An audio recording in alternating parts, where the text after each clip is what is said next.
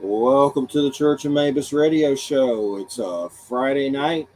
Listen to United Public Radio 107.7 New Orleans. And we got Jay here with us tonight. How's it going, Jeffrey? It's going. Yeah. And we're still alive, though, and Putin hasn't nuked us yet, and hasn't been a Trumpel-Gooch civil war. Wait until the 8th.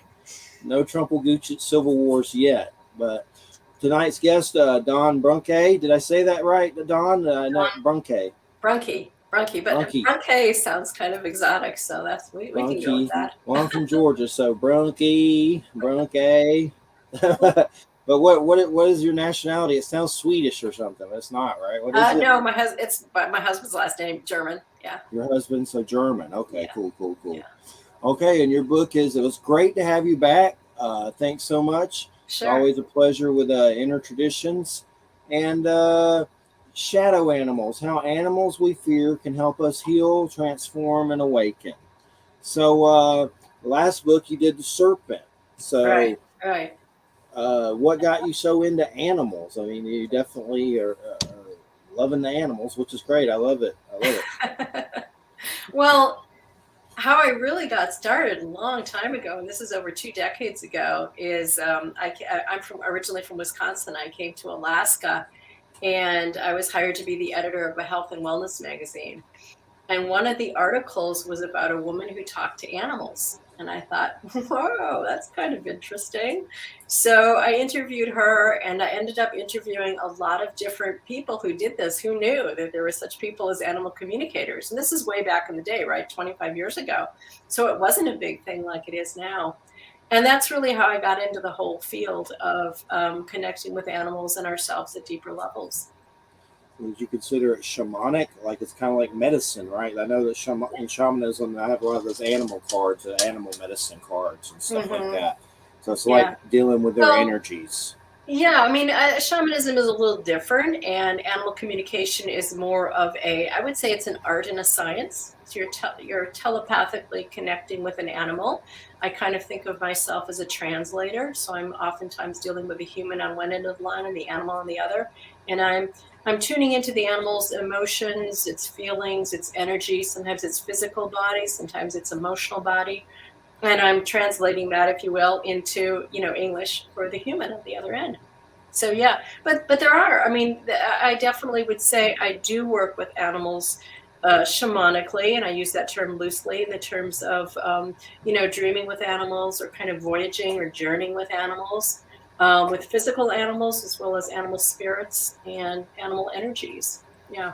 And what do you mean by shadow animal teachers or shadow animal? Right. So shadow animals are the ones, they're a specific type of animal teacher. And I really kind of got into this because of my book of Snake, because Snake is oftentimes, feared by people. So our shadow animals are the animals that we fear, that we feel uncomfortable with, that triggers something inside of us that makes us fearful or upset. Yeah. So there's no necessarily, an animal isn't a shadow animal in and of itself. We make it a shadow animal, right? Do you understand? By kind of projecting our fears upon that animal. Yeah. So we have individual shadow animals. One person might really dislike alligators or snakes, and then we have kind of collective shadow animals that as a group we kind of feel, we don't want them in our houses, rats, for example, or bats. So there's both individual and collective, yeah. So what can you tell us about spider? Okay. Well, I think it helps to look at the animal itself rather than our ideas about the animal. So spider is, there's, probably, I think when I did my shadow chapter, I read that about a third of all humans feel uncomfortable with spiders or fear spiders. And yet they're so tiny, huh? Are you a spider? Yeah. So what is it about? I like them. They're ugly. I don't like them for one thing. They're ugly. They scare the hell out of me. I like what they do. I just don't like them doing it anywhere near me. I like them. I like them. I just don't want them. Don't crawl up my leg. Don't want them on me. I like them though. Yeah, I Yeah. don't want them on me. Yeah. Well, and the spiders don't really want to be on you either. Nothing Yeah. personal, but Yeah. you're not food to them. You're not that interesting to them, If right? they were big enough, like in the Hobbit movie, if they were big enough, they would eat us. Yeah, but they're not. That's fantasy, correct? Yeah.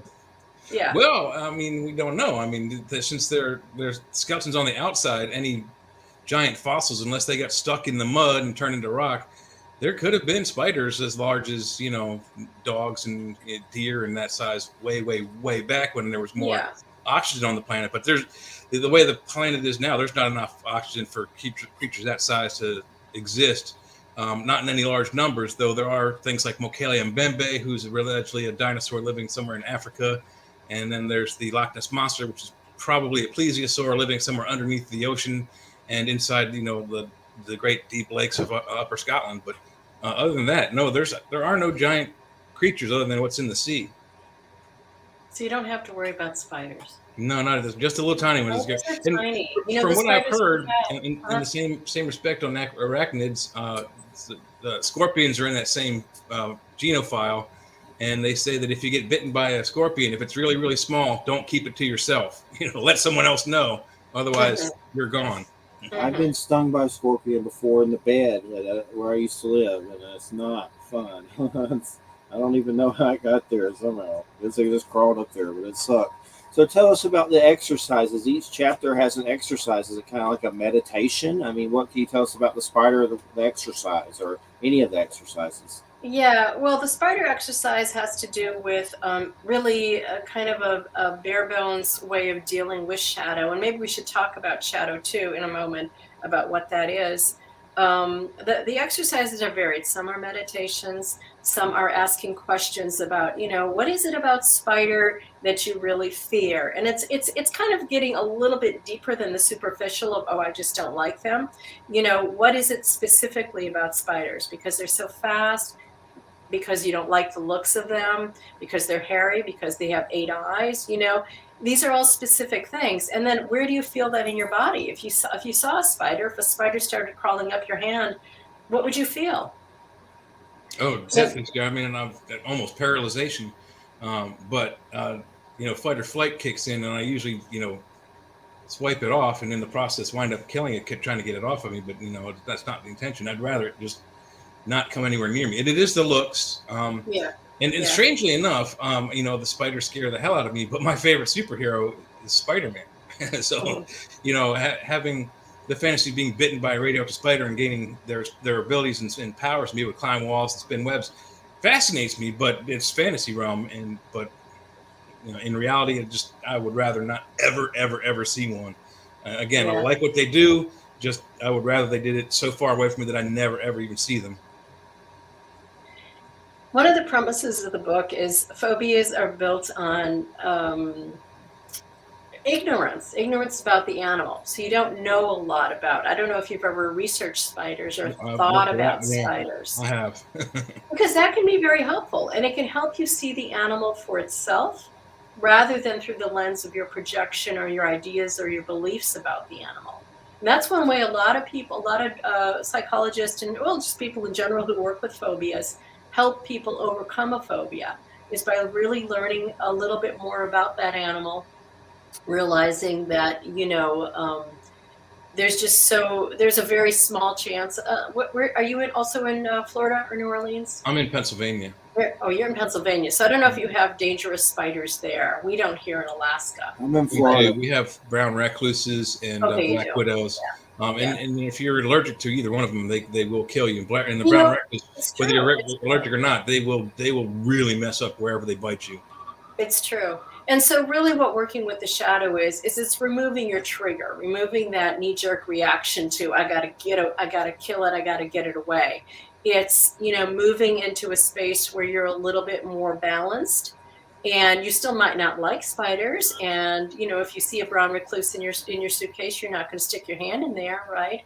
No. But it allows you to have more of a peaceful attitude about it, and act appropriately, not irrationally with the spider. Does that make sense? It does, but I mean, I have actually looked into them and studied them. I was fairly well versed in high school biology and learning about creatures. And, it's not anything about the creature that scares me. It's just the creature itself. It's just the way that their physical look, and that they're pretty much very, very quiet. Except for there is when I worked in warehousing when I first moved back up to Maryland, we used to get these shipping containers or shipments of goods from China, and these, I want to say glassy. They're almost see-through. You can see the muscle through their exoskeleton. But they were so hard when they ran across the concrete floor, you could hear them skittering across the floor. So they weren't as scary because they can't sneak up on you because they make so much noise. But every other spider that I'm aware of, in at least native to my area here in the east, you don't hear them coming until they're on top of you or right on you. So that's really, I think, where the main fear comes from, is that they're just able to just show up out of nowhere, and then you look, there's nothing there, and then you look back and it's there, and it's that knee-jerk reaction that, holy cow, I got to get rid of it. Yeah, I understand. And I mean, it would make me jittery too, just to see something like that. So if you're interested in working with your shadow, then you would ask yourself questions about, what else is it within me that that fears something that's hidden and all of a sudden comes into play, So you kind of deepen with it, you work with it in deeper ways, because it's really not the spider that's the issue. It's the spider is representing what the fear is. Yeah. Oh yeah. I mean, I know it can't really hurt me. Again, except for like a brown recluse, I know the bite is extremely painful, and whatever it bites turns necrotic and dies on you.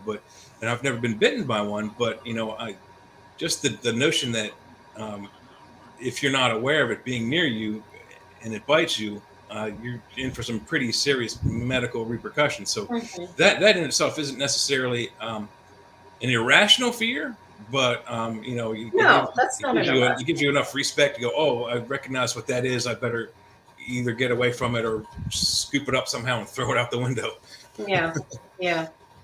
And I mean, we have the same thing with snakes, and there's other animals very similar that have that same, that silent kind of approach, and that they can surprise us and scare us. Yeah. Snakes don't really bother me so much. I mean, I actually have you probably can't see it. I have a small scar right here in the web between my fingers.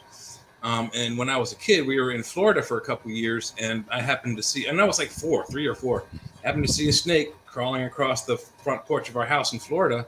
And I reached down to grab it, like that. And he bit me right there. And I thought I was a goner. So I run into the house and tell my mom, I just got bit by a snake. I'm going to die. So again, not an irrational fear, but I was 3 or 4, not knowing what it was. And we came back out. My mom saw what the snake was, and it was a baby garter snake, which are constrictors. They don't have poison.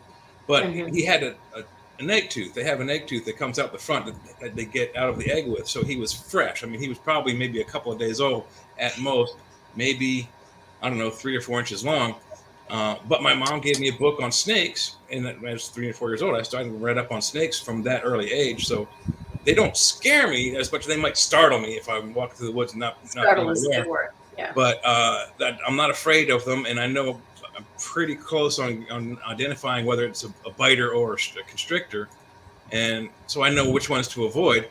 And up here, when I grew up in Maryland, we had water moccasins and copperheads, water moccasins are only aggressive really in the water. Their land cousins, the cottonmouth, they're aggressive on land, and then there's the copperhead, which is aggressive no matter where it is in Maryland. They will actively attack you no matter how big you are because they're territorial. So I've been able to avoid all those 3 kinds of deadly snakes running through the woods with my friends. So I respect the animal, but it doesn't scare me unless it pops up out of nowhere and just startles the hell out of me. We all have our own individual shadow animals, things that trigger us, just like we all have our individual triggers in the world. Should we talk about shadow just for a bit? Sure. I would love to hear what you thought. Yeah, it's a psychological term, and the shadow refers to all those parts of ourselves that we prefer not to identify with. So it could be shame or guilt or arrogance or weakness, whatever ego-deflating qualities we don't want to see about ourselves, we tend to hide away. So the shadow holds everything that we've kind of judged to be bad or that we've disowned. So it could be our secret fears, it could be our repressed emotions, hidden prejudices, or maybe not even hidden prejudices, dark beliefs, things like that.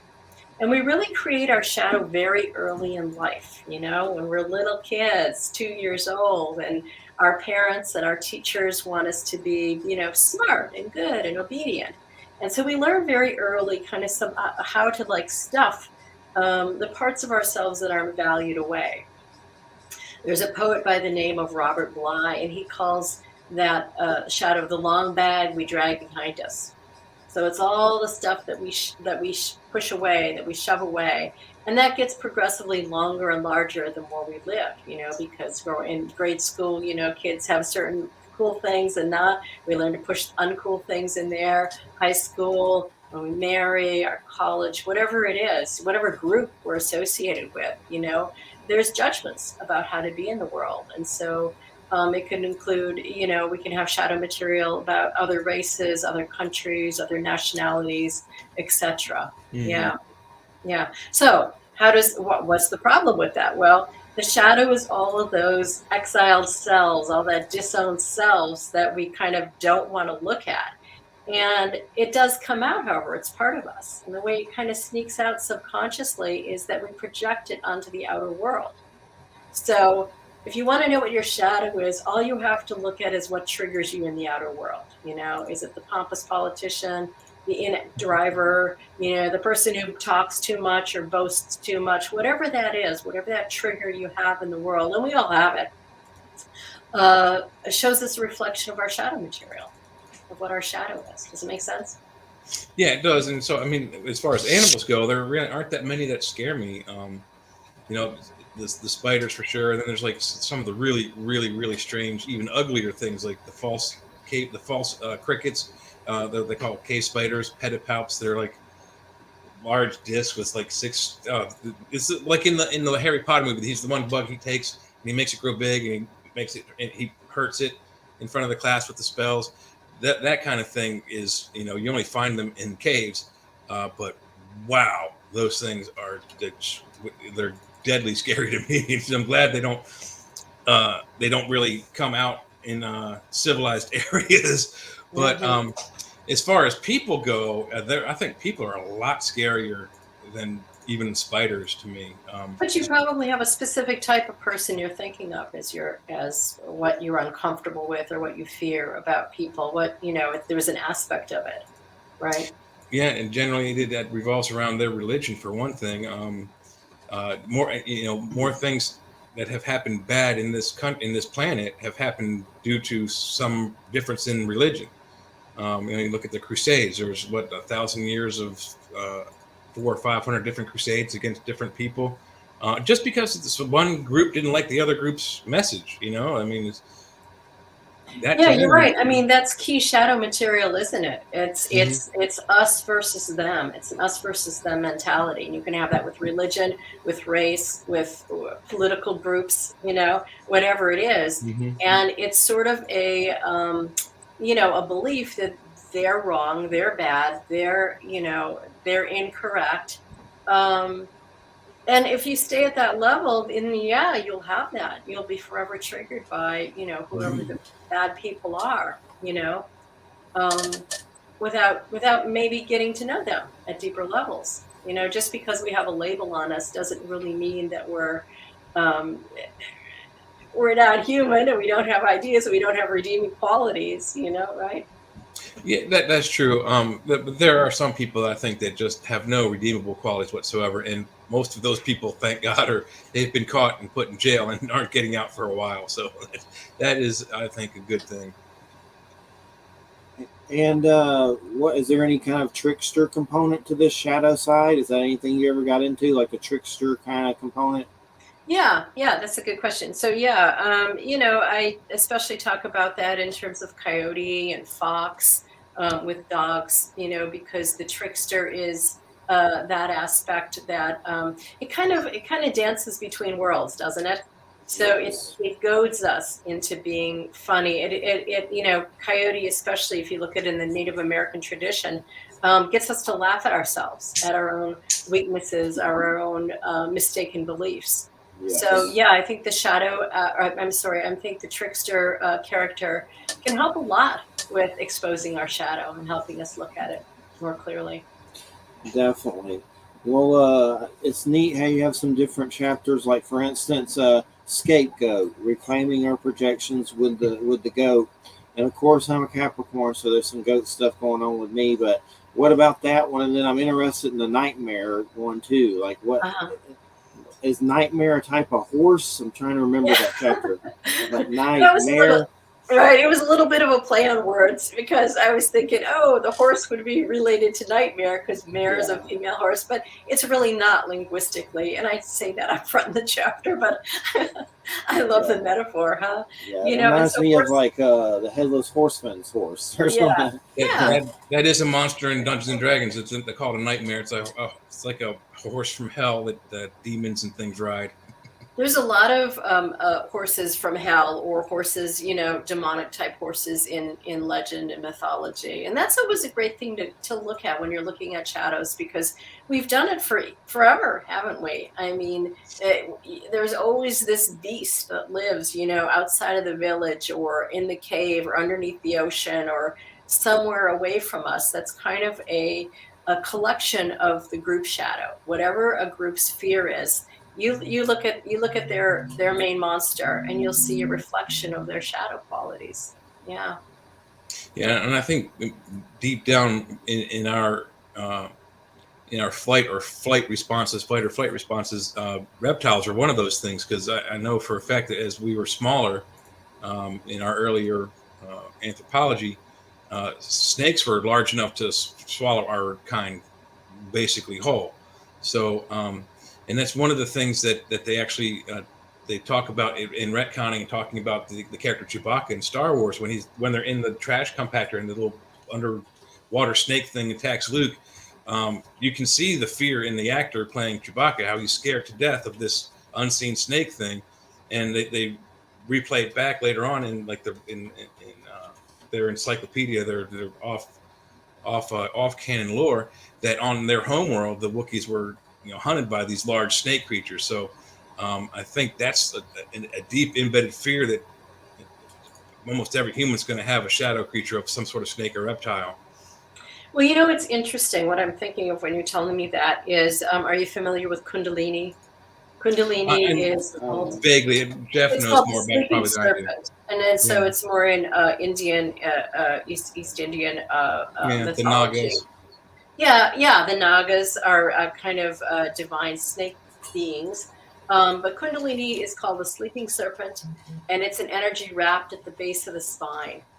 And the story goes, when a person is ready for awakening, that energy moves up the spine, almost like a snake, and goes to the crown and helps awaken the person. So there's something about snake that has been connected with humans for a very long time. Yeah. Positive as well as negative. But in ancient times, snake was an advisor to royalty, often aligned with gods and goddesses. We see the snake over the Buddha as he meditates, the cobra head. A lot of the Indian gods had snakes that they would wear them on their arms, right? Yes. So snake energy, you think of the pharaoh and that that image of the snake that comes over the pharaohs. I forget what the headdress is called. Cobra Commander. Yeah. So snake is very positive too, and we see it in healing. You look in the back of any ambulance, and you're going to see the rod of Asclepius with a snake on it, a single rod with a snake climbing it. It's been a sign of medicine for a very, very long time. Yeah, the U.S. government got it wrong. There's two rods. One has two snakes going around it. The other has one.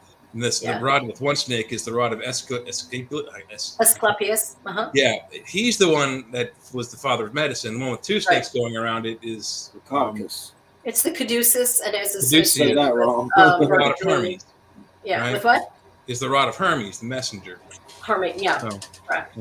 But the thing about the Buddha with the snake, the cobra going over top of him like that, is in the legend that he was out near a tree, and I don't remember the name of the tree, but it's a weird named tree, and it was about to rain while he was meditating. So the snake opened up its hood to shade him from or shield him from the rain.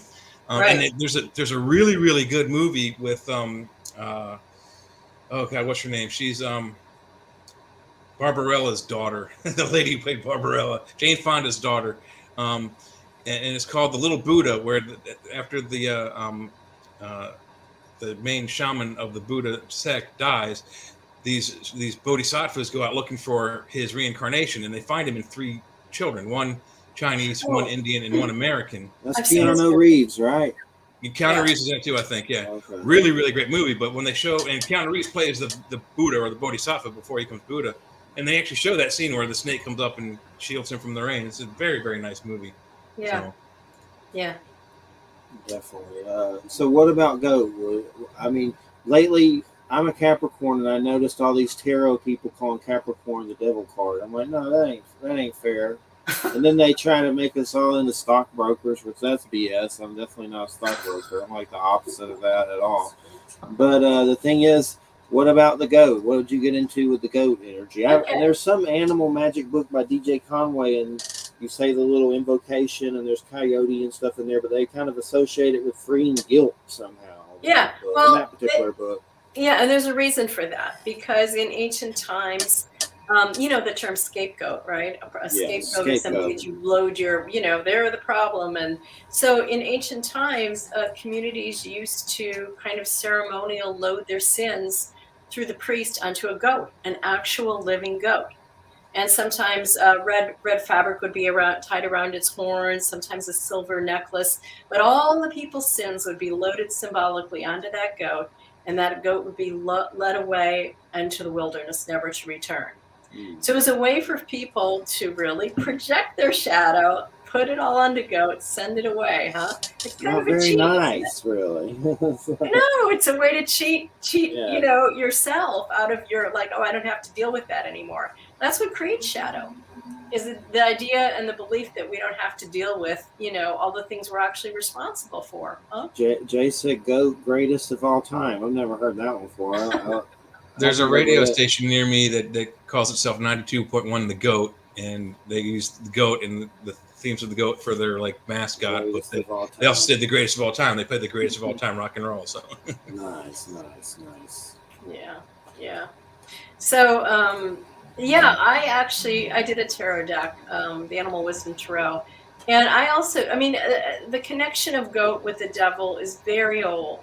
And it goes back to Pan, who was a pagan god of the woods, and it was kind of this god that liked to dance and liked to fornicate and liked to just have a great time. So all the rural people loved this god, right? Oh yeah, loved Pan, yeah.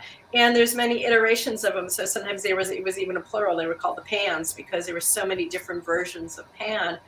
So this was something the early church didn't like a lot. Here's a god that's a nature god, that's drinking wine and having women and just having a great time. So they started to take symbols of Pan, the goat man god, and made it into gradually, and this happened not overnight, but over centuries, into the devil. And that's why we often see the devil in film and in legend, with horns and with kind of hairy legs and cloven feet and things like that. That's where it comes from. It comes from Pan, the original nature god. Yeah, I've always wondered if Bigfoot and Pan are kind of similar, like those kind of satyrs or whatever. But that's a whole nother show. But they can't be related, because if it was related, it would be Big Hoof, not Bigfoot. So. Yeah, Bigfoot. So what can you tell us? It's not something we get to talk about often. We had Wild Trees. That's his code name. He's like an animal microbiologist on recently. So we got to talk about weird animals and insects. And we usually don't. So this is like a double dose in the last few months. And we're grateful for that. But what can you tell us about bugs? Well, yeah, as a shadow animal, it's all in the name. What bugs you? Right? So I have one of my chapters is that which swarms, stings, bites, burrows, and invades. So I look at progressively, scarier bugs about what bugs us, because, from I can't think of the name. The locust plagues. That's a swarming thing, and it's just like so much, and that's the sheer volume of locusts that can invade and can overtake. We don't really have it nowadays, but back in the 40s and 50s, there were locust storms. There would be darkest clouds that would travel over the U.S. and wipe out entire villages. Basically, they eat everything. I mean, it's really amazing. So we have that aspect of insect, that which storms, and then we have the stingers and the biters. So bees, flies, there's all kinds of things that can bug us in that way. And then, it's a kind of invasion, isn't it? So there's that whole, I think there's no, it makes sense that a lot of aliens that come from different worlds, especially when you see this in the 1950s films, have the big bug eyes. They have these insect qualities, because insects, I think in general, are something that a lot of people are fearful of. Yeah, On the one hand, it's funny because they're so tiny, right? But they can bug us. Just think about a mosquito in your bedroom at night. I mean, you could go crazy, right? There is also the Hopi Indian belief in a creature that's not small that they call the ant people, which they consider to be also star people, someone from outer space, that are insect in nature and are quite vicious, and they do not like each other. So when they clash, there's war between them. Well, there's something about insects that is very alien to us, though, isn't it? It's a very different kingdom. We don't have, we don't relate to insects the way we do to a dog or a cat. It's a very different type of kingdom and group of animals, and so it's not something you want sitting in your lap. Yeah, you don't want to sit in your lap to pet. No. Yeah, although some insects we love, right? Butterflies and fireflies. Butterflies are cool. There's a few. Not that many, I don't think, but yeah. What about praying mantises? Those freak me out. I like those. Those are especially cool. the alien ones. The real praying mantis that we have on Earth, they're a protected insect in the state of Maryland. You cannot kill them. It's like a $3,000 fine and jail time. But one thing I like about the praying mantis is it eats other bugs, including spiders. So go. I'd love to have my whole house surrounded by those. Well, I think in a lot of martial arts traditions too, praying mantis is really valued for the way it moves and the way it. And also, it's also called arnis in Chinese tradition. Arnis and praying mantis are the same thing. Yeah. So insects cover really a wide range. I mean, we could spend a whole hour probably talking about insects. Yeah. Recently, it got colder, and these big, I forget what they are. They're a roach, but they're big, and they're in Florida, and they suck. And palmetto bug. Probably. They started coming in because it was cold. Every time you open the door, one would sneak in. So we're like going crazy, spraying poison everywhere, and it didn't get crazy, but it was just enough to where they're gone now, thank God. But I did not. My mom was screaming in the kitchen. It's getting cold out, Jeffrey. Let them in. Those things here, though, they're crazy. I think everyone has those on some level that try to get in their house. Don't matter who you are. They're a big problem down south. I lived in Georgia for 13 years. The palmetto bugs, also people call brown roaches. They're enormous. They're like 2.5 inches long, but they swarm. I mean, they're like it's a major problem down there. But they're basically harmless. They just they're a more of a nuisance, thing, right? Most entomologists say the most feared insect is. You want to guess? Roach. Cockroach. Yeah, cockroaches, because and their evolution, they've been on the earth for more than 300 million years. That's quite some time. Some of them glow in the dark. Yeah, there's a lot of different species. They move erratically. There's that alien sense about them.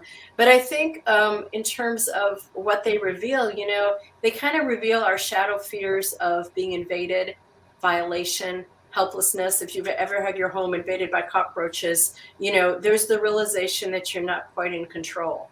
So that's a deep shadow fear that a lot of humans have. So it makes sense that even though it's such a small animal that can't really hurt you, we could be fearful of that, and that could convey shadow material. Yeah. Definitely. definitely the sense of security. The palmetto bug, again, like I said, they're big. They're 2.5 inches long and about like that. But they're so flexible that they can compress their skeleton enough that they can get in underneath a closed window, underneath a closed door. So Isn't it amazing what some of these insects can do? It's amazing. Yeah, they've got one of the better designs of as far as insectoid bodies go. The most successful design is the Chinese stink bug, because they're very, very durable. They're invasive as hell, and they're starting slowly taking over the East Coast here. But just the fact I don't know that they can compress so much, but the cockroaches, I mean, it doesn't matter how well you seal up your house, they're getting in, and I think that's where the main fear comes in. It's like, it shouldn't be able to get through that window, but it does anyway. It can. Yeah, that's again that feeling of violation, of being invaded. Absolutely. It's very primal, huh? Yeah. Yeah. So I would love to get into the bat some. That's not one we get to bring up very often. If ever. What can you tell us about the bat? About bats? It's really interesting when I was reading about bats, because I like to look at the biology and the habitats and the ecological aspects of an animal. So I did that with bat. But I also like to look at the myths that we have about animals and the legends, how our ancestors saw those animals. It's kind of like a collective dream, right? And bat was one of those ones where, I think most bat species are found in South America. So they had a lot of legends about bats and bat gods, and sometimes the bat gods were very positive. Usually they were menacing, but sometimes they were positive, and there were these myths about this bat man, if you will, a bat god that brings everything that the humans need to know. So there's often things about bats that have to do with transformation and rebirth. There's something a little spooky about bats because they're awake at night. They're creatures of the night, which is often a shadow animal. But what I want to say is what's interesting is I also looked at different cultures. You look at ancient China. In ancient China, bats are symbols of wealth and prosperity. And they had bats, beautiful bats, carved on palace walls, painted on palace walls, carved in furniture, often embroidered on ceremonial robes. So it's a completely different take on bat. So I think that helps us to look at, what different cultures value and what they see. So to the ancient Chinese, bats were not scary creatures. And in feng shui, bat is a symbol of, again, wealth and prosperity. You use a little image of a bat, you put it at your window to repel the evil and bring in the good. Yeah, I like totally different take on bat than we're used to, right? Listen to the children of the night. Listen to the beautiful music they make. They're actually eat mosquitoes. They're actually not as scary as they seem to be, but I have a quick funny story about one. I used to drive an MGB, and MGB is a little small 2-person British touring car, and it's got 3 windshield wipers in the front windshield. And I happened to drive to my friend's house, and it was dark, and I had the top down, so there's nothing up here. And a bat happened to swoop down low enough and hit my windshield, and I wasn't aiming for him. I didn't even see him. He just flew out of nowhere and nailed the windshield, and his wing got stuck underneath the middle windshield wiper, and it flipped him back, and he looked at me in the wind, backwards like that, and right in my face. I was like, and I said something I can't say on the air, and I slammed on the brakes, and he flipped back forward, and he got his wing free, and he flew away. He kept on going the same way he was going. So I get to my friend's house. I'm like, quick, give me a beer. And I told him the story, and that scared the hell out of me. But I wasn't afraid of the bat. I just the way he, said, screamed in my face, scared the hell out of me. But the thing that's funny, you mentioned about the South American bats. There's a Mayan god called Camazotz. Mm-hmm. And if you do a Google search, either one of you can do that right now. You'll look. One of the first things you'll see is I think it's a terracotta mask or helmet. It's Batman. So it really is. No, you have to look at the picture. Their bat god is what nowadays modern lore is Bruce Wayne and the Batman. It is funny that Bruce Wayne chose a bat, isn't it? I looked at the original comic when that first came out. And I don't think so much he chose the bat as the bat chose him because he fell into the cave. But you're right. He was sitting in a study thinking about what I need to be kind of a menacing creature. What would that be? And a bat swoops in, and he says, "Aha! I will be the Batman." Yeah. And Joker, of course, is a very trickster personality for sure. The Joker, but definitely. So, is there an animal? We got a few minutes left, but is there an animal that you'd like to talk about? What's one of your favorites, or is there one that appeals to you right now? Um, oh, I don't know. I mean, again, I just want to say that, there's no real animal that's a shadow animal in and of itself. It's our projection.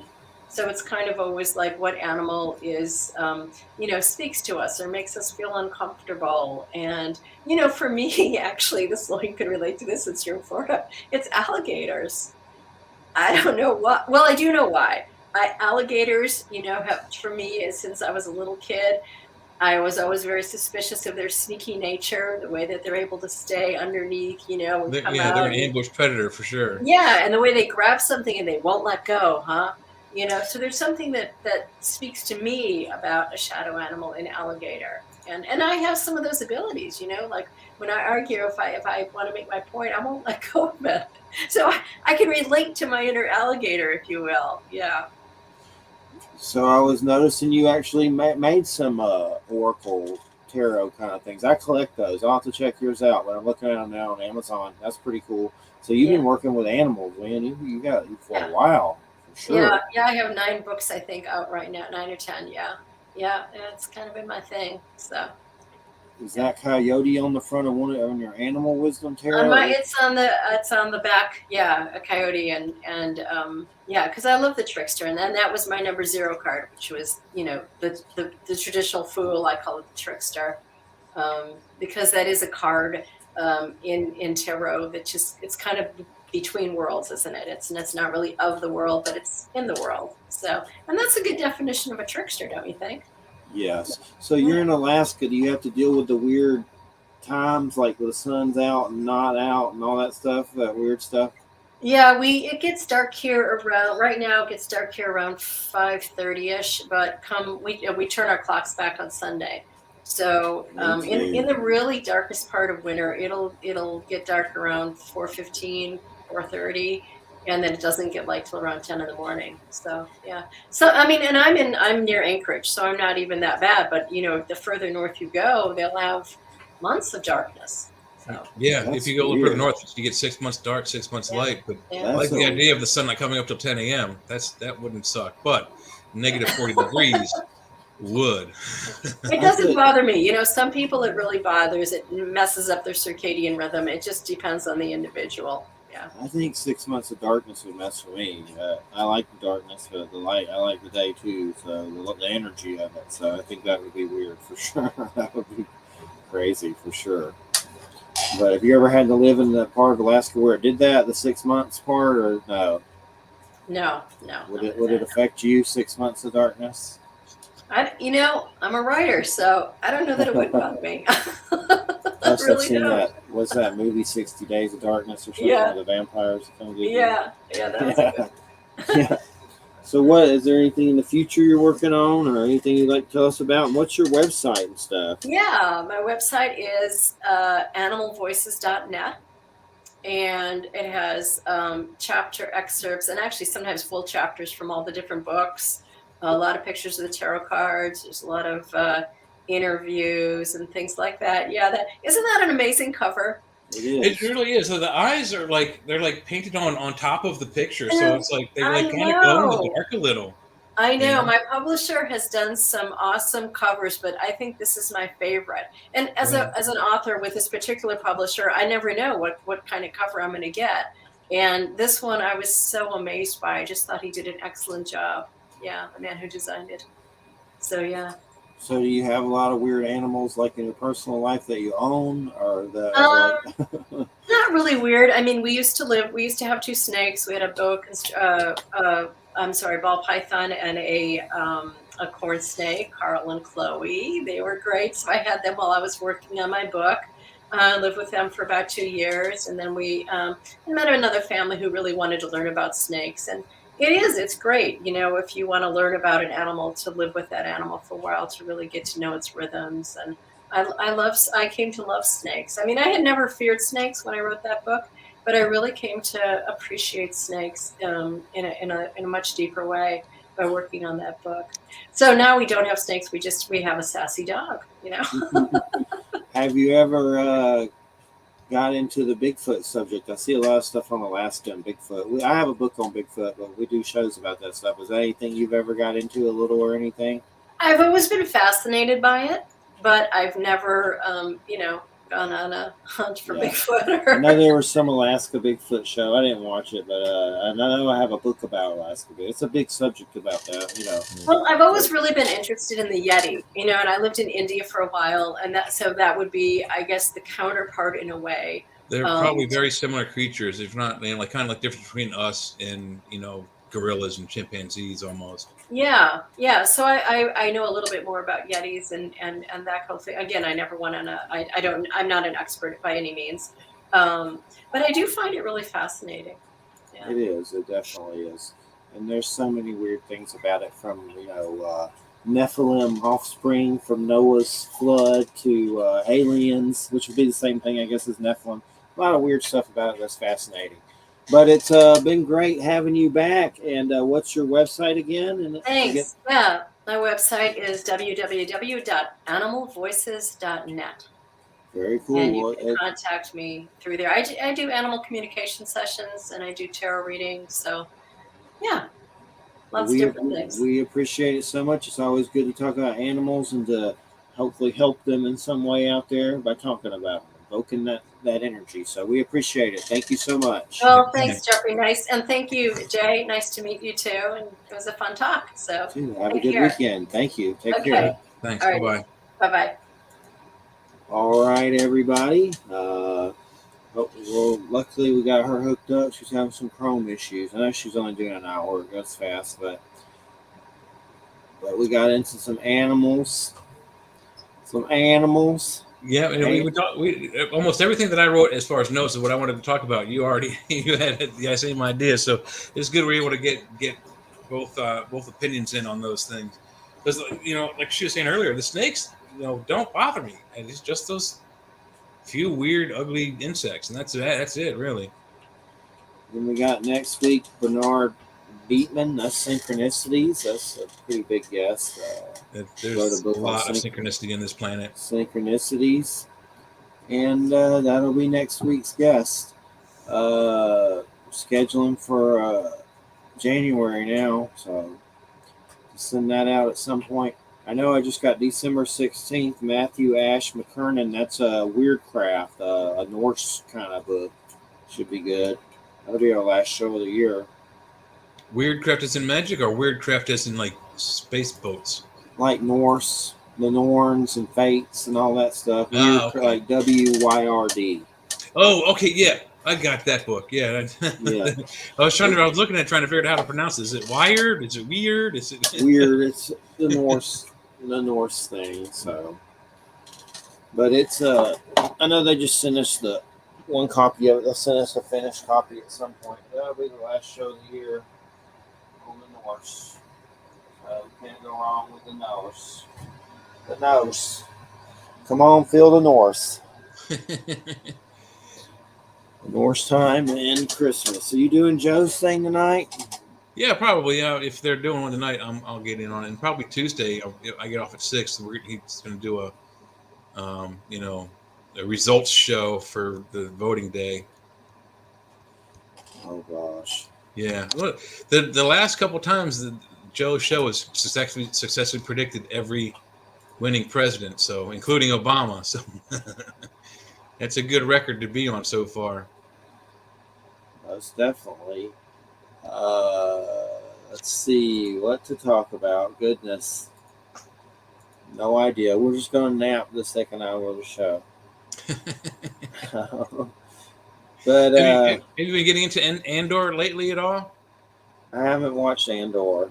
Oh, you need to watch that. One of my friends who's big on Star Wars, bigger on Star Wars than he is on Star Trek, I think, though he likes both. He said that you have to watch and keep up with Andor, and then go back and watch Rogue One, because it puts all of what happened in Rogue One into context. Now his backstory and what it was that transpired to make him the guy that he is in Rogue One.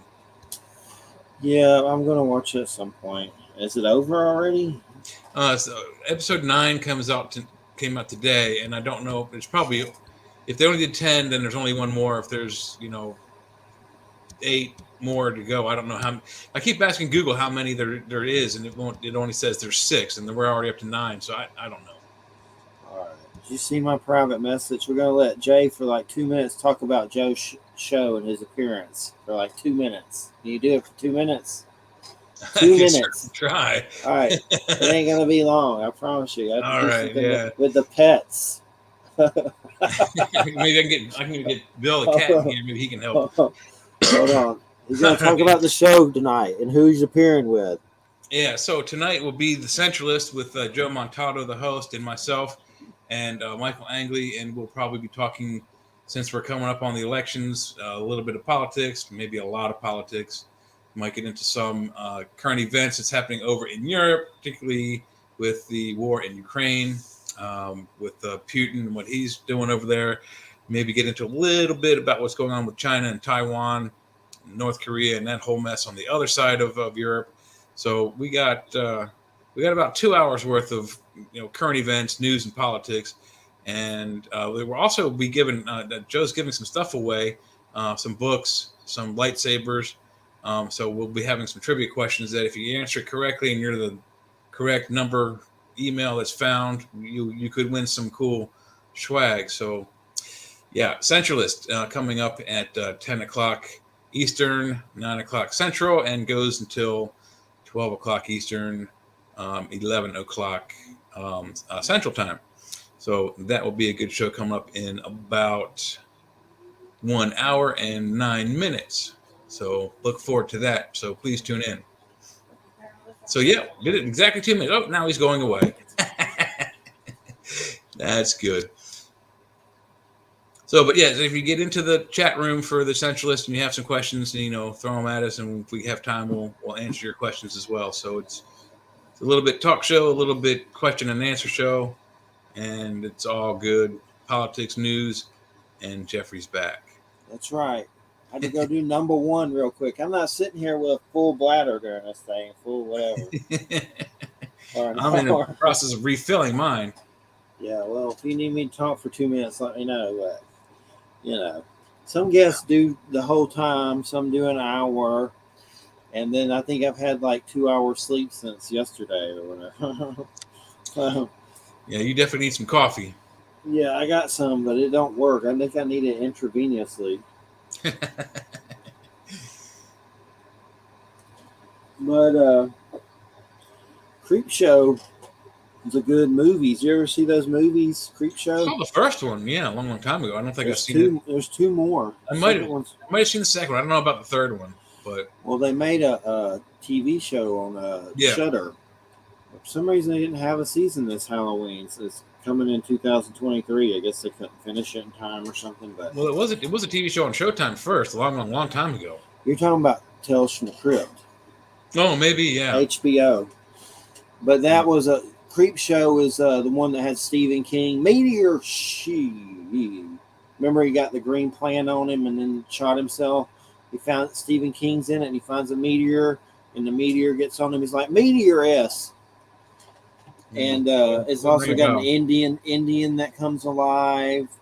A wooden Indian kills people. That sounds familiar. Like a black pudding in a lake that takes people, eats them in the lake, and all these kids are on a raft, and it gets them. They get trapped out there. There's one with roaches. It's like Tales from the Crypt, but different. It's the creep don't really talk. He's just creepy. But look it up. Just put Creep Show. There's a comic book now and a TV show. It's been a comic book for a long time, like even back in the 70s. Well, Creep Show wasn't. You're thinking of something else. Creep Show.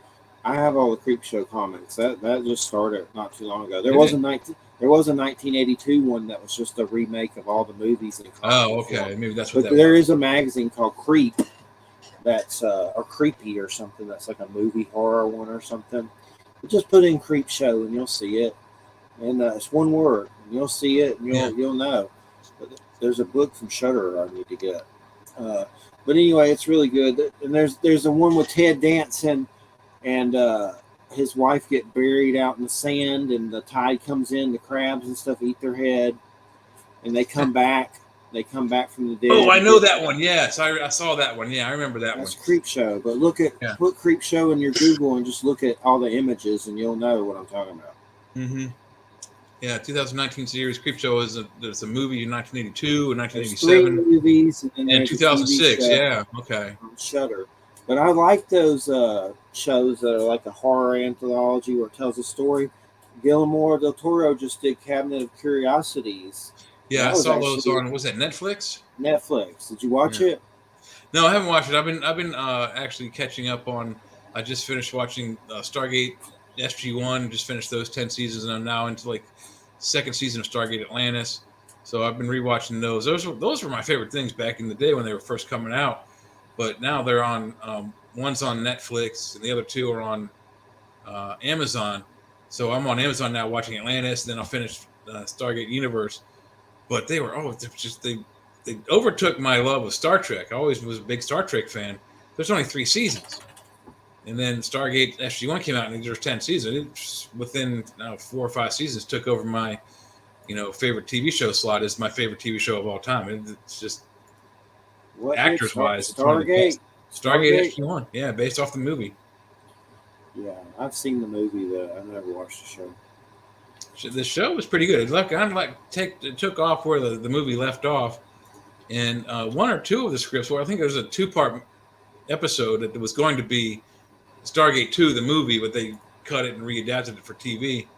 But the camaraderie between the 4 actors, the 4 main actors, is really what kept me going on the show. It's just that on screen the Star Trek actors, Kirk and Spock and all those guys, you'd think they were really best friends, but behind the scenes they hated each other. So who did? No, Kirk, Shatner, Spock, Nimoy, and DeForest Kelly, Dr. McCoy, their on-screen chemistry, you would think that they hung out all the time outside the show, but they actually hated each other. George Takei and the guy who played Chekhov, they hated Shatner. They couldn't stand him. That had to be a for every show to hate the person you're doing whatever with. So they kind of deal with that in Galaxy Quest, where they say that the fans hate the main character, and then the actors do too, because of what they say behind his back. But it's it's not the same thing. I mean, these people literally got into like heated fights, like where Captain Kirk, William Shatner, takes all the good lines in episodes, and he's always getting his shirt ripped off. I mean, all that stuff is in Galaxy Quest. So I mean.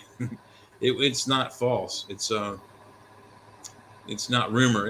It's all in all her books. I mean, Grace Lee Whitney, who played Rand, her book. It's in Leonard Nimoy's books. How much he and Shatner just never got along. A Cabinet of Curiosities is worth a watch. Every episode's a different story, and there's one with like demons and Nazi artifacts with a guy from Oh Brother, Where Art Thou? I forgot the guy. I always forget his name. Tom. He was in one of the Hulk movies. Oh, brother. I always forget it. I had to look it up last show, I think. Tim Blake Nelson. That's it. Tim Blake Nelson. Yeah, he's in it with the Nazi artifacts. He buys a storage building, and then it gets weird, where they auction them and stuff, and there's like crazy. There's 2 Lovecraft episodes that are good. Hickman's Model and Dreams in the Witch House. They're all good, but the lotion one was kind of stupid. This lady buys lotion and it gets weird, but kind of like the what is it? The second Hannibal movie, Hannibal, where the guy grabs the FBI agent and says it puts its lotion on its skin or something like that. Yeah, this lady buys lotion and she's allergic to it, but then a weird creature gets made up. It's weird, but it's not the best one. But there's better ones. But it's definitely worth the watch. Hopefully it did good, and they're going to make some other ones from more seasons.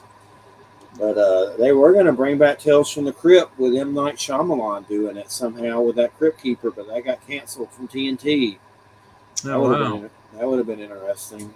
They're going to get the same guy to voice the Crypt Keeper? John Krasinski or something like that? John Kassir. Kassir, yeah. Yeah, I don't even know if that dude's still alive. It might be. John Kassir. Did you see Werewolf by Night? No, but I did watch. You told me about the Northman. Yeah, I did look at that the other night.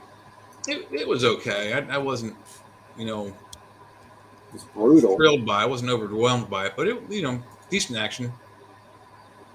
but it was definitely brutal. Werewolf by Night, you need to watch. It's good.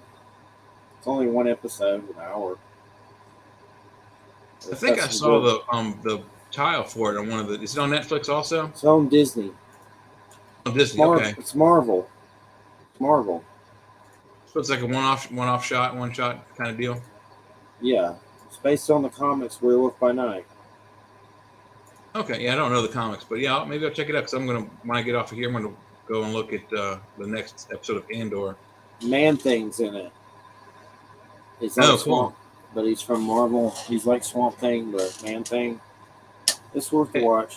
And it looks like John Cassier is still alive. He's only 11 years older than me, so yeah, he's still kicking.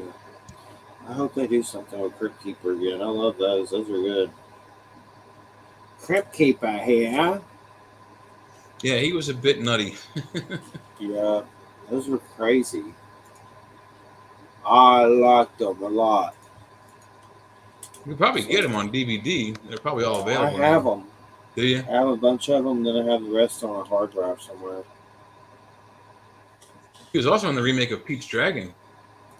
I never saw that. It was okay. It wasn't quite as good as the original.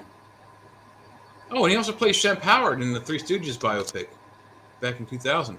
Wait, what? Interesting. He plays Shemp Howard, Moe and Curly's older brother, in a biopic about the Three Stooges.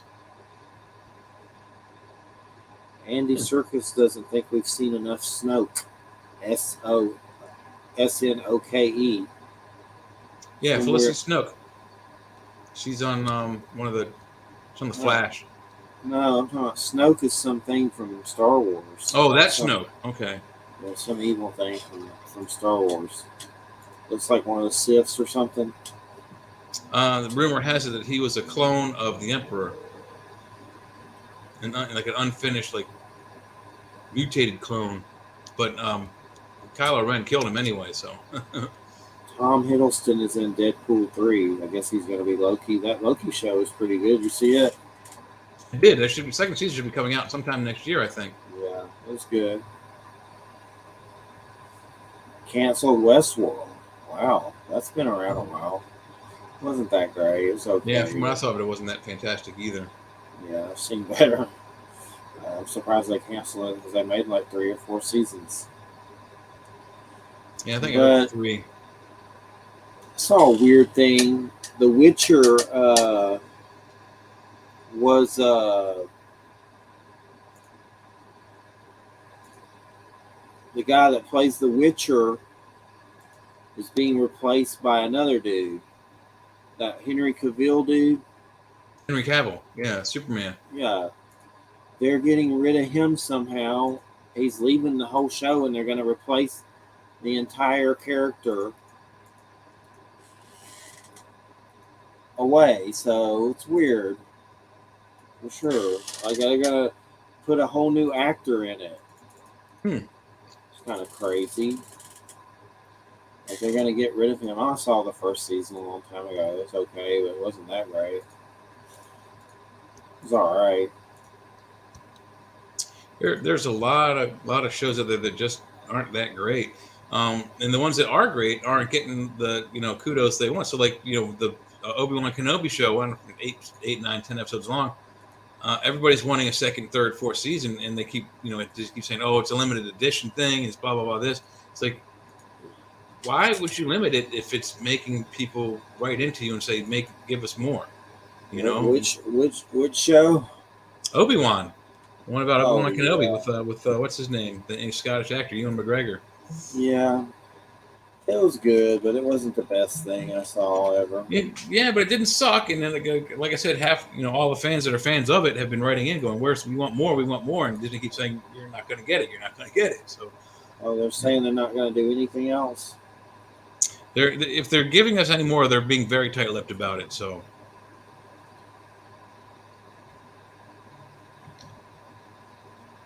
Definitely. some book I saw, Ripper Country, a collection, semi-Victorian London where imagination runs supreme. Something to do with Jack the Ripper, but it's like different, I guess, stories that take place around that area or something weird. Yeah, was it Whitechapel? I think was the area that he was popular in. Yeah, Whitechapel. Of course, I've seen the Johnny Depp movie, but there's a lot of weird controversy with that. From H.H. Holmes as Jack the Ripper to yada yada yada yada yada. It's all kinds of stuff. I don't know. I wasn't there, so. No, me either. But some of what the one show we did with was it H.H. Holmes? He's pretty sure it was like what his great grandfather or great granduncle or something like that. Yeah. Yeah, he's some kind of relative thing situation. But I mean, because it sort of makes sense why he suddenly stopped. I mean, if you have a good hunting ground and you're a serial killer, why stop? And it seems the reason he stopped was because whatever business he had in London was over, and he had to come back here to the States. So, oops. Yeah. I don't know if it's him or not, but there's some interesting parallels. For sure. Very compelling evidence. Yeah, absolutely. Oh man, I finally quit my nicotine vape. I'm trying when I feel like a bum's ball sack. Oh. I don't have any energy. But you just switched it with caffeine. That's all. Yeah, I was doing both, but I don't do it anymore. It wasn't that. Tried to do those Tic Tac things, and that was worse. Really? But I just went cold turkey on the vape. Yeah, because they're selling those things now. They're not really Tic Tac shaped, but they call them Nic salts or nicotine salts. What is it, like Vin or Zen or something like that? They sell them right across the street here. I haven't tried them yet. I imagine, when I first tried chewing tobacco, it burned the inside of my gum, so I never enjoyed it. So I'm hoping that something about those lounges as I had to quit using those. Those are worse than the vape. Is it what? Does it get push too much yeah, almost too much. Yeah, it's making my dinky not work no more. Well, that could be old age too, and those blood pressure pills too. They don't help either. I quit those too. So besides feeling tired as hell, I'm okay, I guess. Mostly was just concerned about my lungs. Yeah. Man. Plus, when I was 17, I had the testicular cancer crap, but it spread to my stomach and lungs. So technically, I had lung cancer. Oh wow! So how stupid is it to sit around and inject myself with this crap? Of course, I'm still working on the weed stuff, but it's a process. And it's a shame too, because doctors have always said that the best delivery method is a steam or a smoke. But the thing is that I don't know so much about the steam, but the Nic vapes they say that you're breathing in metal vapors or metal fibers when you breathe in that steam. And then with cigarettes, of course, you're breathing in the smoke of the tobacco and the smoke. A lot of people act like weed smoke doesn't hurt you though. Like my UPS guy, was talking to him, and he's like, "Well, if you've been doing that, that's no big deal." Like he acts like a lot of people act like the weed smoke doesn't hurt you, but it's gotta. It can't be good either. Well, I mean, it depends on whether you're smoking it through paper or through glass or through a water filter like a bong. But yeah I mean, there's still some harm being done. I mean, you're basically you're breathing in hot gases into your lungs. Yeah, that's why I would like to just do like oils and stuff, but that would get expensive if you use it every day. That stuff's expensive.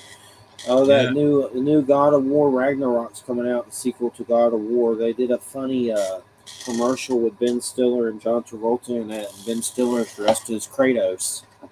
No, I didn't see that yet. It's pretty funny, but you can just put it up, God of War trailer, so you'll find it. But it's got John Travolta in it and Ben Stiller, which I was surprised that they were in it, really. This is more popular than I thought. What's up with this fentanyl crap? Putting it in Halloween candy. People leave it in weird places so you can die. Like you find it and you get it, or putting it on weird money and stuff. Like Fentanyl will kill you if you're not used to it. Yeah, it seems like there's people out there trying to murder you, people, like on purpose. But I mean, every year Halloween, there's always been some, scuttlebutt.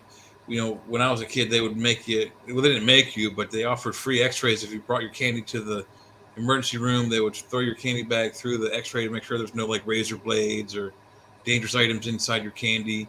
But back in the '70s, people were putting like razor blades and apples and things and going to give them to kids, which is like, what? Why? I mean, just why ruin a fun thing for a kid to come around and get candy and treats and what have you by throwing poison in there? It just doesn't make sense to me. It's just bad people.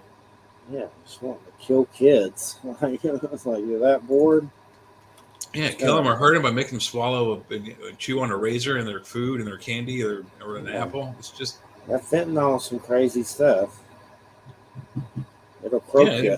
Like I said, it'll definitely kill you. I mean, it's like what they use it to. They use it to wean heroin addicts off of heroin, but when they do that, what they basically wind up doing is unhooking them from heroin and hooking them onto fentanyl, and then they go out and in the streets to try to get fentanyl. They put too much in their system and they die. So think about putting it in a kid. I ain't never did no fentanyl. Don't they put that stuff on? What's that stuff they put on those pads? Like you wear them, like stick them to you or something. Like the icy hot pads. It's a fentanyl patch. That's what Christina said. That's what I figured. Yeah, they have all kinds of pain medicines in patches. Yeah, not just fentanyl. I knew a guy that used to be hooked to that. Hopefully he's still alive, but he talked about scraping the stuff off and doing weird stuff. Yeah, crazy. That stuff sounds like heroin or something. It's very similar because, like I said, that's what they use to wean people off of heroin. They wean them off of that and then onto fentanyl, and they try to wean them off the fentanyl, and they wind up, either retaining the habit for the heroin or they get switched from heroin to fentanyl, and they go out in the street and buy it, and they don't know how to use it, and they wind up killing themselves. And then they croak. It's crazy. You've been watching your weird boat reality show? What's that one you watch? Some kind of reality show about a boat? Not about a boat, but Survivor. There's something else you said. I forget the name of it. About a boat. Some kind of reality show. Well, Survivor's a reality show. And this wasn't Survivor. It was something else. But Survivor, I haven't seen that in a while. I'm surprised that's still around. It's like a G-rated Naked and Afraid. Yeah, kind of. Naked and Afraid's gross. Yeah, I can't. Especially they put unattractive people on there. Yeah, well, either way, it's just they get disgusting. I just think it's strange that any guy or girl would want to try to spend, and I think they're supposed to be out there 28 or 30 days. Why you'd want to go out there with your stuff hanging out? No, thank you. You're supposed to sleep on the hey, where are you going to sleep? You sleep on the ground. You cover yourself in leaves. And creatures come up and bite you in places you don't want to get bit. No, thank you. I like that one alone. It's more classy. They have clothes. It's not disgusting. It's more like put your ass in the Alaskan wilderness or something. It's like different places on the earth, and you get supplies and stuff. So you're not gonna. It's still rough, but yeah, that can't be easy. That's for sure. For sure. They also have something similar to that called Mountain Men, where these different 3 or 4 dudes show how they, prepare for being snowed in for 3 or 4 or 5 months in winter by hunting and gathering. I guess they get to have like wives that make jellies and jams and preserves too. But I said, why you would want to live out in a place where you get snowed in for 3 or 4 months and you got to store all your food for that long? Why you'd want to live out there? I don't know. I just that's not for me. We're at Alaska. We're Alaska. I think it's in it might be Alaska or northern Canada somewhere, like Montana, Washington State. It's somewhere. They're all over the country. There's like 2 or 3 dudes, but their houses are they're like the closest grocery store is like a 3-hour drive away. Yeah. So yeah, I just don't understand why you'd want to live that far from society. Hell to the nose. I've done it before. Not that far. 3 Pretty hours is far. pretty far away. I mean, especially if you Yeah. like you have a medical emergency, your closest hospital 3 or 4 hours away. That's when they say when you have a medical emergency, minutes count. And so the faster you get help, the quicker you get better. Yeah, for sure. So what's going on in Pennsylvania? Oh God, we got that buffoon Fetterman. Thank God on the recent election, or not election, but debate, he lost some serious points because he's a thug. I mean, I'm sorry if you're running for major Senate office, wear a suit. This guy just wears like a black hoodie, and it looks like he just like stepped out of the ghetto, and he's white, and he's a giant white bully thug punk. So, Check out this guy, Stan Gordon. I need to get him on again sometime, maybe next year. But he's in okay. Pennsylvania, and he's a serious paranormal researcher. Look at his site. He's got some amazing books about Pennsylvania, but there's crazy UFO Bigfoot and Yeah, crazy cryptids, and man, he's the real deal. Like he's really respectable, and he gathers all these stories and investigates them, and goes out there and really gets on the scene. And he's been around a long time, but you should look through his stuff. You'll find some weird stuff in Pennsylvania. yeah, definitely look at it. Yeah, he's. Excuse me, I've been up all morning since like 6 a.m. But yeah, no, he looks kind of familiar, but I don't know who he looks like. I don't know. He kind of reminds me of Jeff Meldrum, I guess, a little. I need to look at his books because I may have missed one of his books. I'm looking at here. Creepy Cryptids. Yeah, Stan's new book now available. I have a few of them. I know. Really Mysterious Pennsylvania. I always hate when I have to dig through my books to see what I'm missing. I know I have Silent Invasion, the Pennsylvania UFO Bigfoot Casebook. I think I have Really Mysterious Pennsylvania.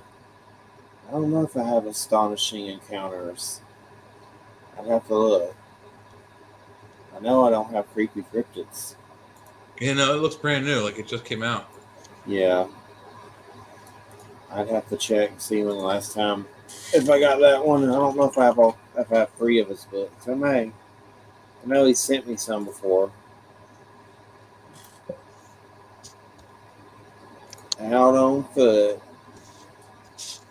But he's got some good ones. So you want to you'd freak out at some of the stories there. You'd trip out to think that they're, it's happening there. There's some crazy ones. Yeah, well, this whole area, particularly the northern part of the state and like western Ohio, or sorry, eastern Ohio, is actually a fairly hot spot for Bigfoots. I know he talked to Stan in forever. I don't know. I think I interviewed him. Yeah, I interviewed him once in written form. Yeah, here it is. Here's one. I've had him on the show, but here's a written interview I did with him. It's pretty interesting. Yeah, he's got stuff on the Kecksburg incident too. I haven't talked to him in forever though, but I have to get him on one year. Yeah, get him on. He seems like an interesting dude. Bigfoots and UFOs. You usually don't find those two together. Faux sures don't. But yeah, you should check him out more. I know he's in a bunch of documentaries on the Small Town Monsters documentaries. Those are pretty good too. Those ones about the creature sightings in different cities or whatever. Has he been on Ancient Aliens? Certainly possible. He looks very familiar. I think he must have been on at least an episode of something, because I mean, he kind of looks like a chubby Jeff Meldrum, but the face definitely looks familiar. He may have been on that. I don't know. He's been around forever. So, The gallery is empty though. There's no pictures there. I'm surprised. Man, I gotta need some kind of dang coffee enema or something. Coffee will shoot right through you. It is a diuretic. It'll make you pee quick. Yeah. It's weirder when you drink coffee, though. It doesn't really feel like it. I don't know. It's hard. You feel it, but it's just weirder. And it takes about 30, 45 minutes before you start feeling the effects. And if you drink it real fast, like an hour later, you're like, why am I all wired out? Oh, yeah, I drank that whole big thing I of know if coffee. you take it in a pill or something, it's like real quick. Yeah. I haven't done that in forever. I can't do I've tried that the anymore. caffeine pills. I don't like them because they make me all wired out. Yeah, those are no good. You have to stay away from those. They're bad. Mm-hmm. Man, that Wild Trees interview, every time we have him on, that thing's hit 200,000. Part 2 did. And his first one hit 300,000 on the archive. Cool. I don't know what the deal is. They must like his name or something. I know Joe features them for some reason, but That, and probably because of the fact that we're talking about all kinds of stuff that's biology and Bigfoot related. It's not like none of us are speculating. most of ours get 10,000, but sometimes we get a lot more than that. Werewolf got 9,000. Let's see. Some of the other ones, Steven Snyder on serial killers got 8,000 something. Wow. The Wild Trees, though, every time that weird Dark Side of Paganism got about 9,000. Wild Trees, let's see where it is. Tarot got about 9,000. Wild Trees, dang, where the hell is That it? tarot deck is cool as hell. I'm glad I got one. Wild Trees got 212,000 hits. Wow. I'd have to find the other one, the first one, and see what that's up to. Well, it was at over 300,000, so it's got to be more than that by now. Yeah, that one hit 300,000, I think. Let's see. Here it is. Yeah, 357,000. Wow. I don't know how that even happens. Not bad. Somehow it gets featured, and I guess a lot more people see it on PayPal or whatever. I want to see the Weird Al movie with the Harry Potter dude. He made a Weird Al Yankovic movie. Yeah, Daniel Radcliffe. They're doing like the commercials for it, and I'm like, who the hell do they get to play? And then he's like, he starts talking in his English accent. He's like, I think all the things I've done up to this point made me ideal for this role.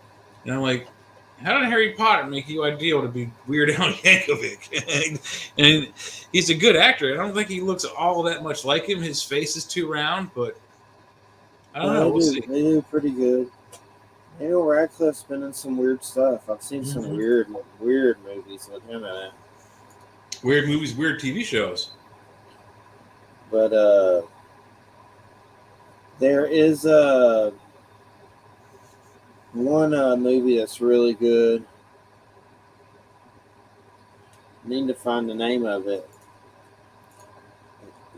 I don't feel at home in this world anymore. That's the name of it? No, that's me having a confession. Oh. I don't feel at home in this world anymore, everybody. Please hold me. No, the movie's called I Don't Feel at Home in This World Anymore. It's got him in it. Some chick, she's in something, I don't remember what. But she's like, it's funny because he has a rat tail and nunchucks in this movie. His rat tail is made out of nunchucks? Is that what you said? Yeah. No, that's Elijah Wood, not Daniel Radcliffe. I mixed it up. Yeah, Spider-Man. Elijah Wood. Well, no, not Tobey Maguire. This is Elijah Wood, Frodo Baggins. I mean, yeah, Hobbit. He was one of the Spider-Man, wasn't he? No, Elijah Wood wasn't. Tobey Maguire was Tobey Spider-Man. Maguire, yeah, okay, all right. They're kind of similar in a weird way, but not. But that's a good movie, though. It's weird. I haven't seen that in a long time, but he has a rat tail in it and nunchucks. And he throws Chinese stars. But it's funny. He throws Chinese star at somebody. Well, check that out. That sounds kind of funny. This is some band called Saxon. Huh. Kind of metal band. Kind of British metal band that's like old or something. But that band. huh? You've heard of it? I've actually heard of that band, Saxon. I've heard of it. I don't know if I remember. I might have listened to some videos of them or something. Anybody out there? Anybody listening? Hard Harry here. It's bigger than a baby's arm. We don't have anybody in the chat. No, there isn't. Nobody in chat today. Yeah, there's one person on Facebook watching, or whatever that one is. Hey, I'm not able to see what's on Facebook. I don't know what that's from. Oh, it's on UFO Paranormal Radio. It's probably Joe. Joe's watching us. Yeah. We get most of our hits are somewhere else, but on the lines and the alignments, Christina's watching. You are? You listening? You're not watching, listening. But anyway, we get most of our hits on the archive. I don't know. Sometimes we get 700,000 live. That's through different like FM weirdness. Yeah, I guess it depends on how much radio advertisement he gives us for the shows too. The more we get, the more viewers we'll get. You're listening to United Public Radio 107.7 FM, New Orleans. That's right. I don't know, buddy. I feel tired as hell. Jay's gonna sing now.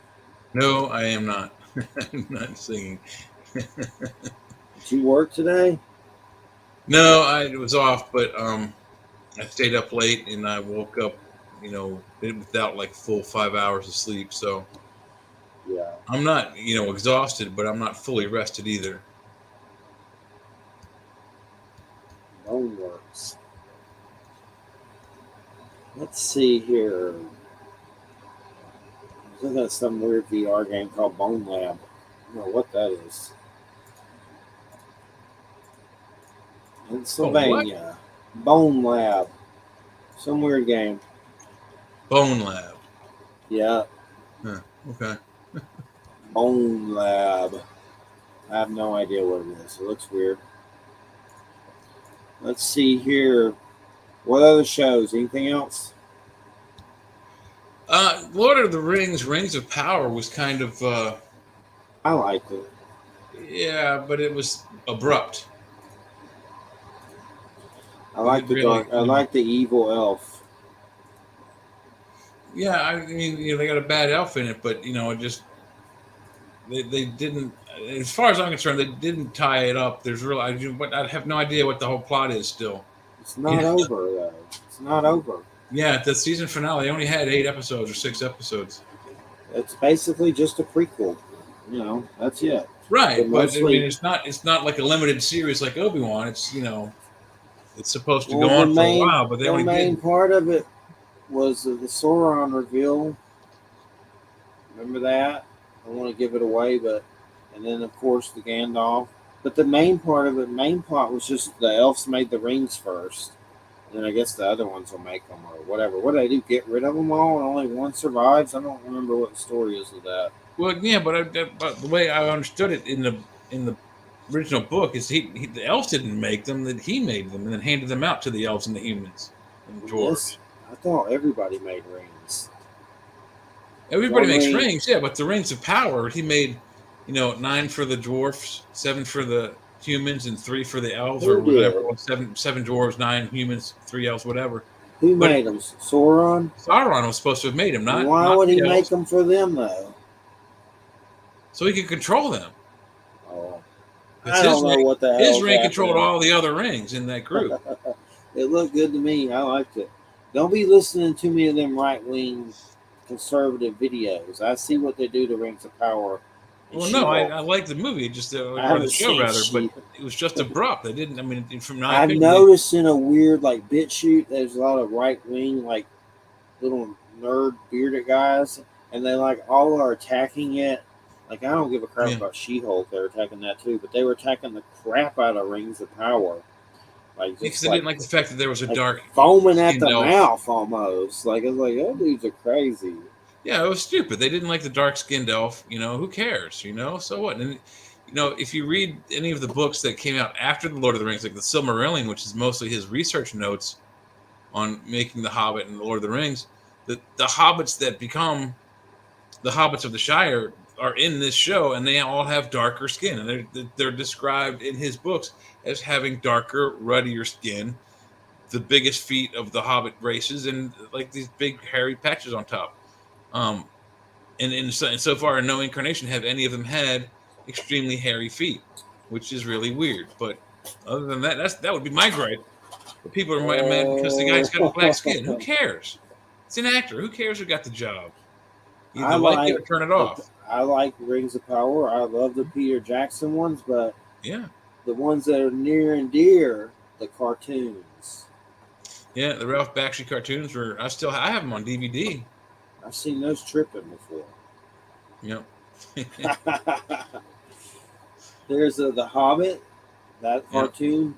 There's the Lord of the Rings. Then there's a Return to the King, which Return of the King, yeah. it's not the best one, but the first two are great. The Lord of the Rings one it's more like what they call rotoscope. It's like live action, then they paint over to look like a cartoon.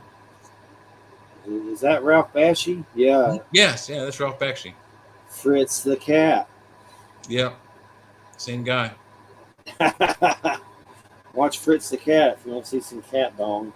It's X-rated. There's some sequels cartoon. to it. I've never seen them, but I saw them somewhere. I mean, I didn't see them, but I saw they were. You can probably catch them on Pornhub or something like that. What? Pornhub has Fritz the Cat sequels? Well, not sequels, the originals.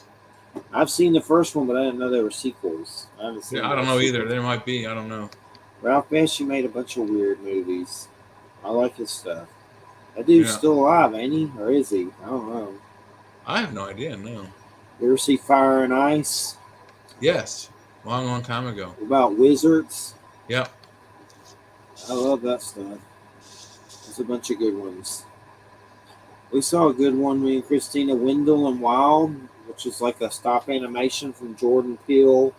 The guy that did Nope and They, and he did host Twilight, the new Twilight Zone for a while, but that was pretty good on Netflix. It wasn't bad.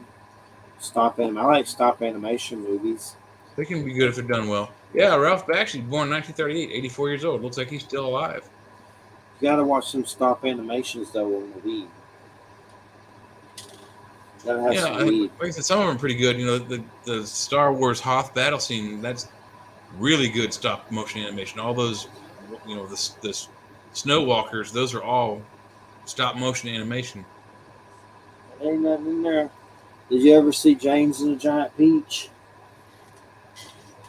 A long time ago, yeah. It's a trippy one. I wasn't really a big fan of that Tim Burton stuff. I liked his Batman movies, but like Nightmare Before Christmas.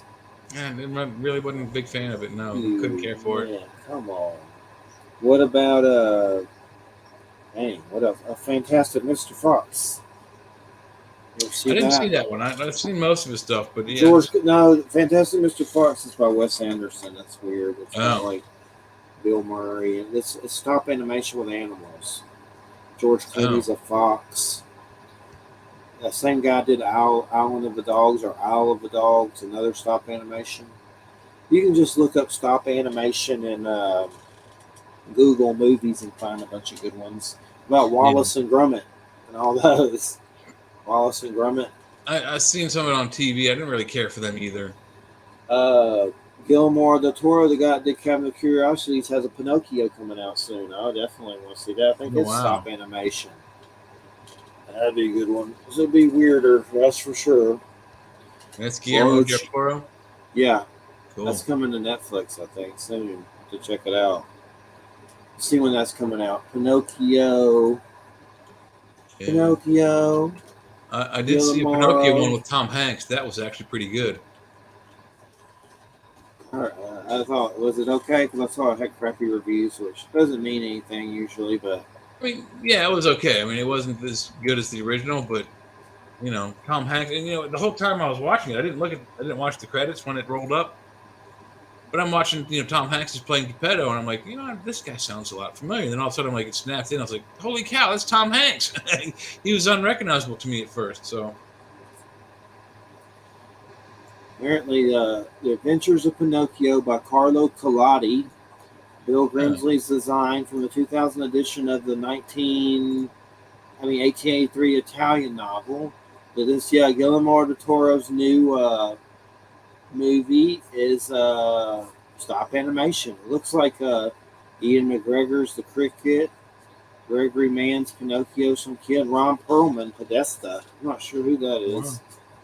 Wow. Ron Perlman's the guy that played in he was Hellboy.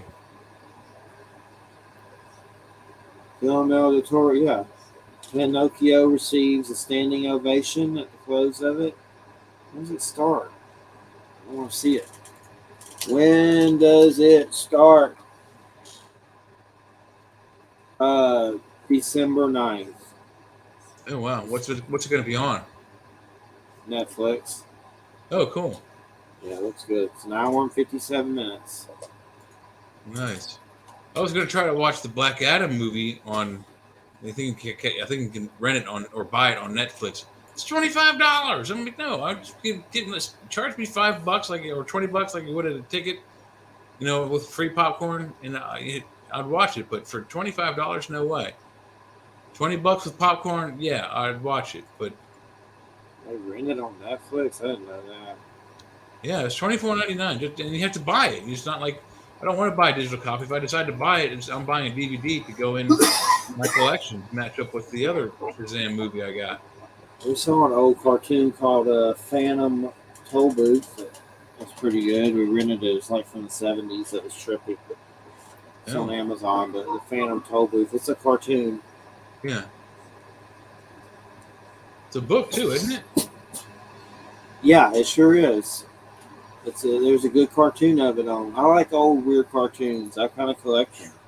There's another good one we saw on Halloween while we did Pumpkin's Halloween Tree by Ray Bradbury. There's a good book, and then there's a cartoon that's real cool. Leonard Nimoy's like the weird villain that's bald and weird. Oh wow! But it's called The Halloween Tree. Oh yeah, what's that weird stuff reflecting on your wall? That it's like you have a space-time continuum. Oh yeah, it's I forget what it's called. It's the Skylight by Bliss Lights, and it's like I don't know if you can see. It makes like a nebula, starscape kind of thing. What's it coming from? A little ball? It's a little black projector deal. Okay. I don't know if you can see that. We have one similar but smaller, white, Yeah. I think. I just thought it doesn't show up that well because of the lights, but I think maybe if I put up like a movie screen there, you'd probably see it better. Is that a sword on your wall? A shield?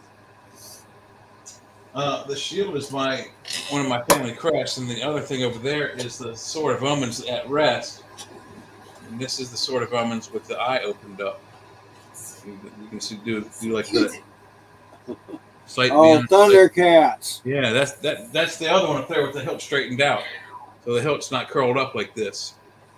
Right, that's what the shield is. No, the shield is my family crest. One of them. Oh, from Scotland. The sword is a Thundercat sword, or your family sword? The sword is Thundercats over there, and then that's my family crest. How many Thundercat swords do you have? I have two of the daggers. I'm gonna at some point. I'm gonna get. There's a full length one. It's like 46 inches long. I'm gonna get that eventually. That's neat. Mm-hmm. And there's a Stormtrooper helmet over there, and my two monthly 50th Enterprise models. Did they cancel that stupid cartoon they made of Thundercats that was dumb? I hope so. Huh? Did they cancel that dumb Thundercats cartoon they made? I think they new one. Made a third one that was like really anime-ish, just goofy. Stupid. I didn't watch it. Me neither, but hopefully they canceled it. I think they did because it wasn't anything like the original. It in fact I saw actually it. People sucked. were complaining about it. So. Oh yeah, it was terrible. It looked horrible. You want to do Thundercats, make it like the old cartoons, or something. Or make a live action one would be actually better. Yeah, make a stop animation. No, make a live action one. That would be much better. Too hard to do though. No. They could do it. They could do it, but I mean, I'm just saying, with all the creatures and stuff, you have to be careful with it for sure. You don't want Michael Bay doing it or some crap. That's for sure. No, you don't need too many explosions, but you do need someone who's good with makeup, and you need some good digital crossover effects and stuff like that. It could be easily done, but it would be very expensive, but you could do it. Got some interesting Friday the 13th news. I just remember. Huh. The guy that did that show Hannibal, that was really good. That NBC canceled it like a dumbass. Right. He's doing a Friday the 13th prequel show on Peacock. Brian Fuller. This guy's kind of he makes good stuff, but he kind of falls off the radar and gets fired and stuff. So I know he also did some stuff with either Superman or the X-Men. No, that's not the same dude, but I know who you're talking about. It's a different dude. I'm pretty sure that's a different dude. Brian Fuller, not the X-Men guy. Wait, no, yeah, he does weird. He's a weird dude. I know you're talking about a different dude. I don't think he did X-Men, but I want to look. The Bryan Singer. Bryan Singer. Okay, yeah. Okay, that's the difference. Brian Fuller looks weird, but anyway, looks like Charles Manson or something. But anyway, he did anything he does is good. He was supposed to do the Interview with the Vampire. It probably would have been better if he did it, but he always gets in trouble and gets fired and stuff. But he did Hannibal for 3 seasons, and it had amazing reviews, but not enough viewers. But now I heard he's doing a Christine too, something with Christine, maybe a movie. Stephen King. He's redoing the Stephen King one, but with a car. But this is weird. This is Friday the 13th prequel TV show, but there's been legal battles within the Friday the 13th franchise between 2 individuals. Their names are in here. I'm looking at bloodydisgusting.com, bloody-disgusting.com. I have an article about it. But they're always talking about the lawsuits. But apparently one dude owns Jason as an adult with the hockey mask. Yeah. And then another guy owns Jason, like retarded Jason and the mother. As a kid. So there's all these copyright things. They couldn't get, I guess, Jason with the mask on this show, the adult version, so they're doing a weird prequel where I guess the mother and his family are alive in this camp, and I guess the little boy Jason will be there, and it'll probably be like Texas Chainsaw Massacre weirdo kind of stuff. But the show is going to be a prequel series. Yeah, it's called. I'm looking at his IMDb page right now. It's called Crystal Lake, and he's the creator. But he also did Star Trek Discovery, Star Trek Short Trek, besides Hannibal. He did Heroes. He got fired off Discovery or quit. Either or, but he also did Heroes. He did Star Trek Voyager and Deep Space Nine. So yeah, he's got some chops if he's on those shows.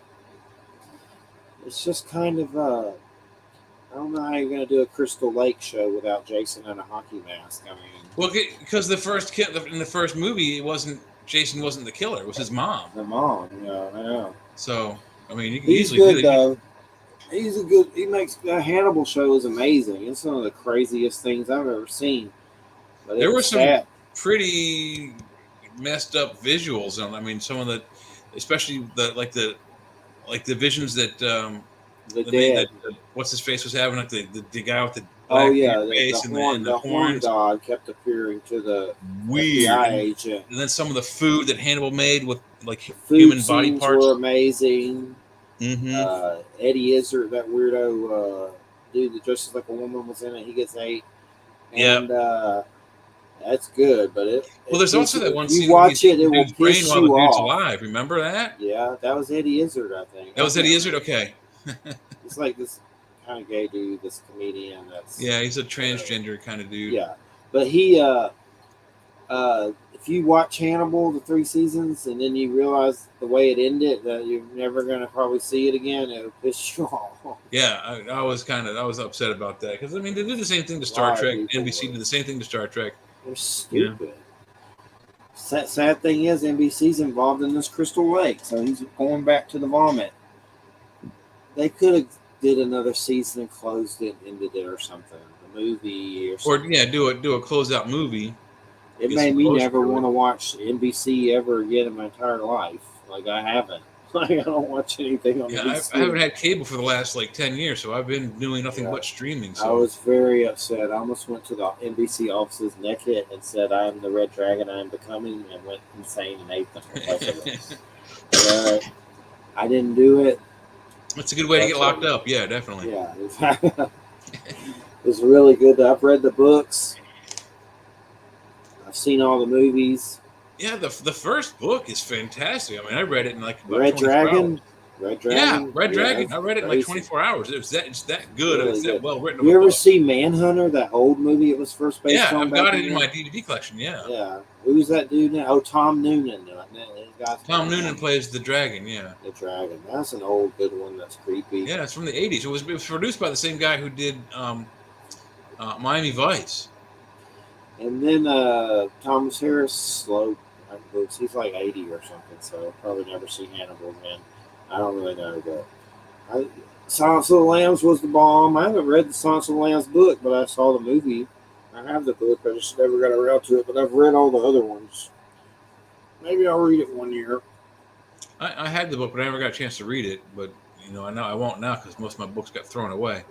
Yeah. But man, oh man. Well, you got books that drizzle in there sometimes. They don't send books out like they used to, but they used to send me so many books I couldn't keep up with. Now they just kind of drizzle. Yeah, I've been getting kind of onesies, twosies, 3 at a time. The one that really got the thing that they sent that I really liked was that tarot deck set. That the art of it's got Scooby's gang in there and other recognizable creatures from Hollywood horror.